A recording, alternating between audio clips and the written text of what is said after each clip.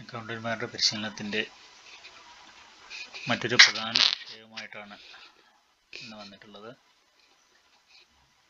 Bulk ലോണുള്ള CDSകളിൽ bulk loan entry എങ്ങനെയാണ് ചെയ്യേണ്ടത് എന്നുള്ളതിനെക്കുറിച്ച് നമ്മൾ മറ്റൊരു വീഡിയോയിൽ കൃത്യമായി വിശദീകരിച്ചിട്ടുണ്ട്.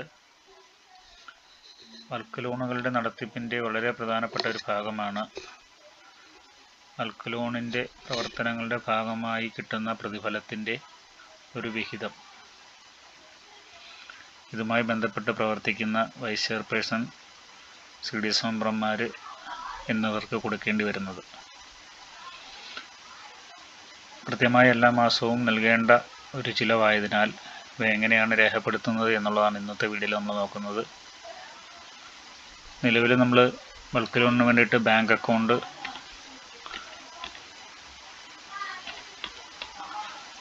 ഒരു bank account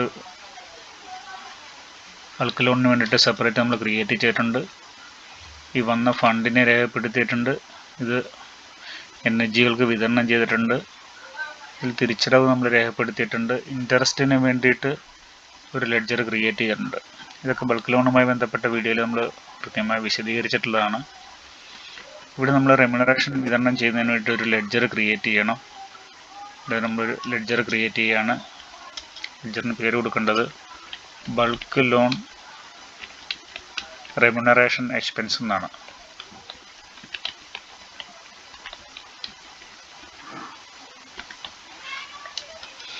under indirect expense ആണ്. കാരണം ബൾക്ക് ലോണിന് കിട്ടുന്ന പലിശ അതിൻ്റെ ഒരു വിഹിതം നമ്മൾ ഇൻഡയറക്റ്റ് ഇൻകമായിട്ട് എടുത്തിട്ടുണ്ട്. അതുകൊണ്ട് തന്നെ അതിൽ നിന്നാണ് ഇതിൻ്റെ ചിലവുകൾ പോകേണ്ടിയിരിക്കുന്നത്. ഇതുമായി ബന്ധപ്പെട്ട ചിലവുകളെല്ലാം അതിൽ നിന്ന് തന്നെയാണ് പോകേണ്ടത്. കിട്ടുന്ന പലിശയിൽ നിന്ന് തന്നെയാണ് ചിലവുകൾ പോകേണ്ടത്. അതുകൊണ്ട് തന്നെ ഇൻഡയറക്റ്റ് എക്സ്പെൻസസ് ആയിട്ട് ഇതിനെ കണക്കാക്കാം. മറ്റൊന്നും ഇല്ല. പക്ഷേ കോസ്റ്റ് സെൻറ്റർ ആക്റ്റീവ് ആയിരിക്കണം എന്നുള്ളത് നിർബന്ധമാണ്. ഒന്നിലധികം പാർട്ടികൾക്കാണ് റെമ്യൂണറേഷൻ നമ്മൾ കൊടുക്കുന്നത്. അതുകൊണ്ട് തന്നെ കോസ്റ്റ് സെൻറ്റർ ആക്റ്റീവ് ആക്കിയിടണം. നമ്മൾ ഈ ലെഡ്ജർ സേവ് ചെയ്യണം. ബൾക്ക് ലോൺ റെമ്യൂണറേഷൻ എക്സ്പെൻസ് എന്ന് പറയുന്നത്. നമ്മൾ റെമ്യൂണറേഷൻ കൊടുക്കുന്നത് എങ്ങനെയാണെന്ന് നോക്കാം. അതിന് വേണ്ടിയിട്ട് ആർക്കൊക്കെയാണോ നമ്മൾ റെമ്യൂണറേഷൻ കൊടുക്കുന്നത് അവരെ നമ്മൾ കോസ്റ്റ് സെൻറ്ററും കോസ്റ്റ് കാറ്റഗറി ഉപയോഗിച്ച് ക്രിയേറ്റ് ചെയ്യണം.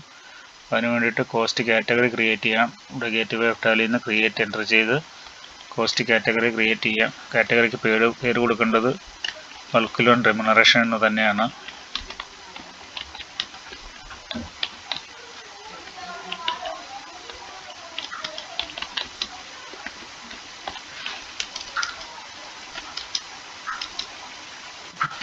ഇനി നമുക്ക് കോസ്റ്റ് സെൻറ്റർ ക്രിയേറ്റ് ചെയ്യണം.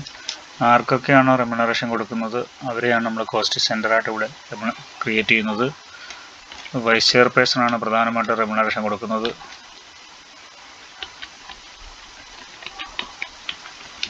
വേണമെങ്കിൽ നമുക്ക് അവരുടെ പേര് കൂടെ ചേർത്ത് ക്രിയേറ്റ് ചെയ്യാം.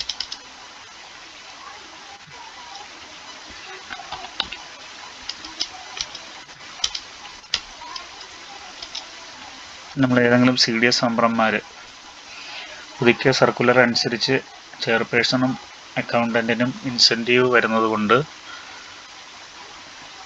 ഡയറക്റ്റ് എടുക്കാൻ കഴിയില്ല. ഇൻസെൻറ്റീവിൻ്റെ ഒരു ഭാഗം മാത്രമാണ് ചെയർപേഴ്സണും അക്കൗണ്ടൻറ്റിനും ലഭിക്കുന്നത്.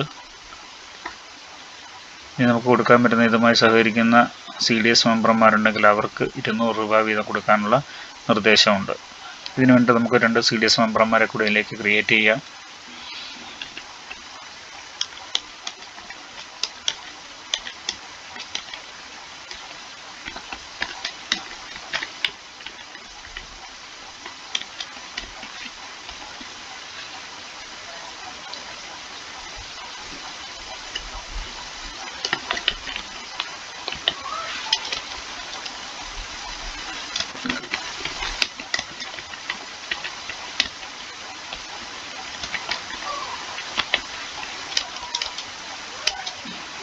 ഓക്കെ, വളരെ സിമ്പിളായിട്ട് ഇതെങ്ങനെയാണ് റെക്കോർഡ് ചെയ്യുന്നത് നമുക്ക് നോക്കാം.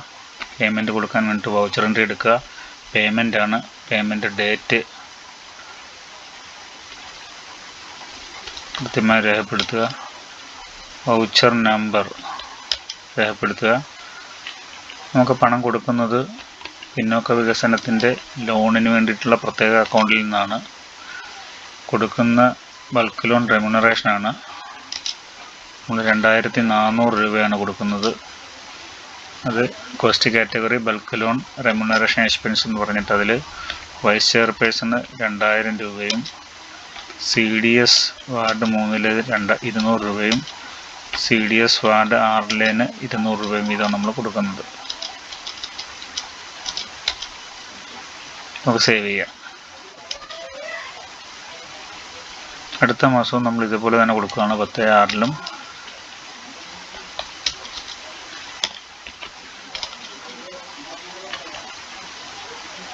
ബൾക്ക് ലോൺ റെമ്യൂണറേഷൻ 2400 രൂപ, വൈസ് ചെയർപേഴ്സൺ 2000 രൂപ, CDS ഈ പറഞ്ഞ 2 CDSന് തന്നെയാണ് നമ്മൾ വീണ്ടും നൽകുന്നത്. ചെക്ക് നമ്പർ കൊടുത്ത് സേവ് ചെയ്യുക. ഇതിൻ്റെ റിപ്പോർട്ടുകൾ എങ്ങനെയാണെന്ന് നോക്കാം. ഒന്ന്, നമ്മൾ നോക്കേണ്ടത് നമുക്ക് ഇൻട്രസ്റ്റ് ഓൺ ബൾക്ക് ലോണിൽ നിന്ന് കിട്ടിയ ഇൻട്രസ്റ്റിൻ്റെ ഒരു വിഹിതമാണ് നമ്മൾ അവർക്ക് കൊടുക്കുന്നത്. രണ്ടാമത്തെ ഒരു കാര്യം ശ്രദ്ധിക്കേണ്ടത്, ബൾക്ക് ലോണിൻ്റെ അക്കൗണ്ടിൽ നിന്നാണ് ഈ ഫണ്ട് പോകേണ്ടത്. നമുക്ക് നോക്കാം. ബൾക്ക് ലോണിൻ്റെ അക്കൗണ്ട് നോക്കാം. Display account book ledger KSPDC bank account നോക്കാം. ഇവിടെ നമുക്ക് 1-4 മുതൽ നോക്കിക്കഴിഞ്ഞാൽ 1,04,340 രൂപ വന്നിരിക്കുന്നു. 1,00,000 രൂപ ആദ്യം വന്ന ലോൺ എമൗണ്ടും എക്സാമ്പിളാണ്. പിന്നീട് അതിൻ്റെ തിരിച്ചടവ് വന്നതുമാണ് ഇവിടെ കാണിച്ചിരിക്കുന്നത്. പിന്നെ നമ്മൾ കൊടുത്തിരിക്കുന്ന 2 പേർക്ക് 50,000 വെച്ച് 2 NHGകൾക്ക് നമ്മൾ ലോൺ കൊടുത്തു. അതിൻ്റെ തിരിച്ചടവ് വന്നു. 2 മാസത്തെ റെമ്യൂണറേഷൻ നമ്മൾ കൊടുത്തിട്ടുണ്ട്. ഇതിൽ നിലവിൽ നമുക്ക് 4,780 രൂപ മൈനസാണ് കാണിക്കുന്നത്. ഇത് ചെറിയ എമൗണ്ടിൻ്റെ എൻട്രി ആയതുകൊണ്ടാണ് ഇങ്ങനെ കാണിക്കുന്നത്. ഒരിക്കലും നമുക്കറിയാം, ഒരു മാസത്തെ ബൾക്ക് ലോൺ കളക്ഷൻ എടുത്തു കഴിഞ്ഞാൽ 2,400 അല്ലെ 2,500 രൂപ അവർക്ക് കൊടുക്കുന്നതിന് യാതൊരു ബുദ്ധിമുട്ടും ഇല്ല. കാര്യം കോടിക്കണക്കിന് രൂപയാണ് നമ്മൾ എടുക്കുന്നത്. അതിൻ്റെ നല്ലൊരു ശതമാനം പലിശ ഇനത്തിൽ നമുക്ക് വരുമെന്നുള്ളത് നമുക്കറിയാം. അതുകൊണ്ട് തന്നെ ഇങ്ങനെ മൈനസ് എൻട്രി വരത്തില്ല. മൈനസ് എൻട്രി വരാതെ ശ്രദ്ധിക്കാൻ വേണം. ആക്ച്വൽ വർക്കിൽ നിങ്ങൾ മൈനസ് എൻട്രി വരാതെ ശ്രദ്ധിക്കാൻ വേണം. മൈനസ് എൻട്രി ബാങ്കിൽ നിന്ന് കൊടുക്കാൻ കഴിയില്ല എന്നൊരു മറ്റൊരു വാസ്തവമാണ്. അത് കൃത്യമായി സൂക്ഷിച്ചോണം. ഇത് മൈനസ് എൻട്രിയാണ് വന്നിരിക്കുന്നത്. വന്നതിനേക്കാൾ കൂടുതൽ പൈസ നമ്മൾ ചിലവഴിച്ചതായിട്ടാണ് ഇത് കാണുന്നത്. ഇനി കോസ്റ്റ് സെൻറ്റർ എങ്ങനെ ആക്കാം? Display statement of account cost centre നോക്കിയാൽ മതിയാവും. ലെഡ്ജർ ബ്രേക്കപ്പിൽ ബൾക്ക് ലോൺ റെമ്യൂണറേഷൻ എക്സ്പെൻസിനകത്ത് നമുക്ക് വൈസ് ചെയർപേഴ്സണ് 4,000 രൂപ 2 മാസത്തെ കൊടുത്തിട്ടുണ്ട്. CDS നമ്പർക്ക് 2 മാസത്തെ കൊടുത്തിട്ടുണ്ട്. ഇതാണ് എൻ്റെ റിപ്പോർട്ട് എന്ന് പറയുന്നത്. മറ്റ് റിപ്പോർട്ടുകളൊന്നും നോക്കേണ്ട കാര്യമില്ല. നമ്മൾ കൃത്യമായി ബൾക്ക് ലോൺ പേയ്മെൻറ്റും ഇൻട്രസ്റ്റും കൃത്യമായി രേഖപ്പെടുത്തുകയാണെങ്കിൽ ഇങ്ങനെ മൈനസ് കാണില്ല. കൃത്യമായി തന്നെ മുന്നോട്ട് പോകാൻ കഴിയും എന്നുള്ളതാണ്. അപ്പോൾ എന്തായാലും എൻട്രി ഇത് തന്നെയാണ്. ബൾക്ക് ലോണിൻ്റെ അക്കൗണ്ടിൽ നിന്ന് റെമ്യൂണറേഷൻ കൊടുക്കുന്നു. അതിനെ കോസ്റ്റ് സെൻറ്റർ ഉപയോഗിച്ചുകൊണ്ട് ആർക്കൊക്കെയാണെന്നുള്ളത് കൃത്യമായി രേഖപ്പെടുത്തുന്നു. അത്ര മാത്രമേ ഉള്ളൂ എൻട്രി. ഓക്കെ.